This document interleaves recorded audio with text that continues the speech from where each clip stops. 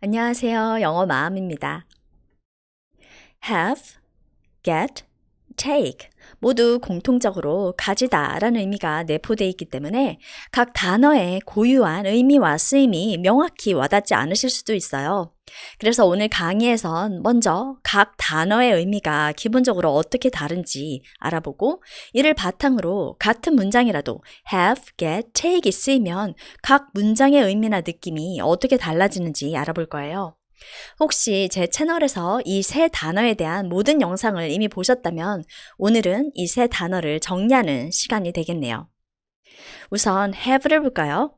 have는 exist 혹은 be, 그러니까 존재하다라는 의미와 location, 위치라는 의미가 합쳐져서 특정 위치에 존재하다, 이 뜻과 굉장히 밀접한 연관이 있어요. 그래서 그 책이 존재하는 위치가 사람이면 그 사람이 책을 소유하는 게 돼요. He has the book. 그는 그 책을 가지고 있다. have 의미의 그 기반에는 존재하다란 뜻이 있기 때문에 have는 기본적으로 소유에 대한 행위가 아니라 소유를 이룬 상태예요. 이게 중요합니다. 소유를 이룬 상태. 그럼 get을 볼까요? get은 have의 의미에 시작이라는 의미가 더해진 거예요.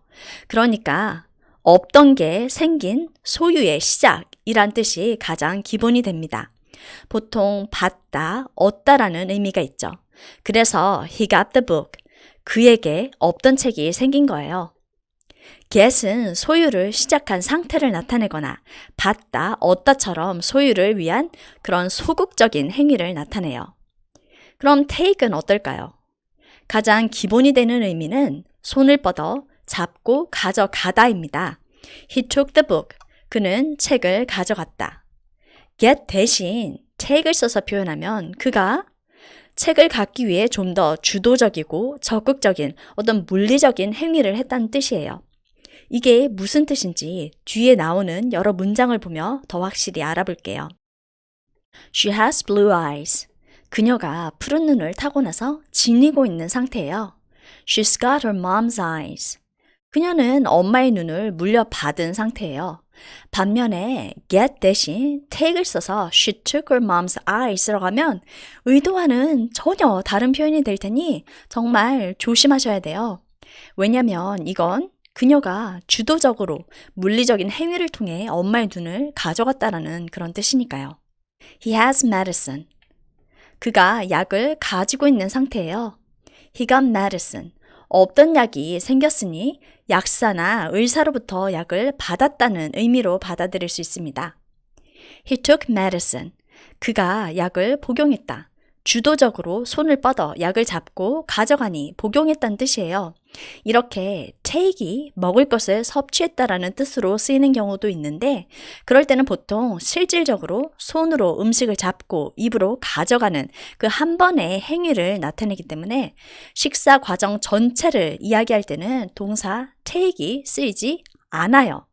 대신 보통 have를 써서 have a meal, have breakfast, have lunch, have dinner 이렇게 쓰입니다. 같은 맥락에서 먹는다는 표현에 take을 쓸 때는 이런 표현 정도가 가능해요. She took a bite. 이건 정말 실질적으로 어떤 음식을 한 입 베어문 행동을 표현하는 말이에요. 반면에 she had a bite 이라고 하면 이건 한 입 베어 먹는 그 행위 자체를 이야기하는 게 아니라 어떤 음식을 소량 섭취한 상태를 얘기하는 거예요. have를 쓰면 실제로 한 입을 먹든 두 입을 먹든 그 행위 자체에 방점이 찍히는 게 아니라 결과적으로 소량을 먹은 상태에 방점이 찍히는 거죠. 먹다란 문맥에서 have와 take의 차이 아시겠죠? 그런데 she got a bite. 이 의미는 먼저 본 저 두 문장과는 완전히 다른 의미가 됩니다. 없었던 bite, 그러니까 한 입 문게 생겼다는 뜻이니까 물렸다라는 의미가 돼요. 보통 모기나 벌레에 물렸을 때 이런 표현을 합니다. I got a bite. 아까 말씀드렸듯 she had breakfast. 이건 그녀가 아침을 먹은 상태예요. She got breakfast. 그녀에게 없던 아침이 생겼네요. 이 표현은 아침을 샀거나 받았을 때 쓸 수 있는 표현이에요. She took breakfast. 기억나시죠? 식사하다라는 의미로 take은 쓰이지 않기 때문에 이건 일반적인 표현은 아니에요. 하지만 이런 문맥에서는 또 쓰일 수 있어요. She was in a cafeteria. 그녀는 구내식당에 있었다. And she took breakfast from the tray. 그리고 쟁반에서 아침을 가져갔다. 여기서 take은 먹다의 의미가 아니라 음식을 물리적으로 집어서 가져갔다라는 맥락에서 가능한 표현이에요. He has a job. 그는 이미 직업을 가지고 있는 상태예요. 이미 일을 하고 있는 거죠. He got a job. 이건 없던 직업이 생겼다는 의미고요. 그래서 보통 우리가 취직했어 라고 할 때는 get a job이란 표현을 써요. He took a job. 없던 직업이 생겼다는 의미 외에 그가 적극적으로 직업을 가져오는 행위를 했다는 뉘앙스가 생겨요. 그런데 보통 직업이라는 게 나의 의도나 적극적인 활동만으로 가져올 수 있는 건 아니잖아요.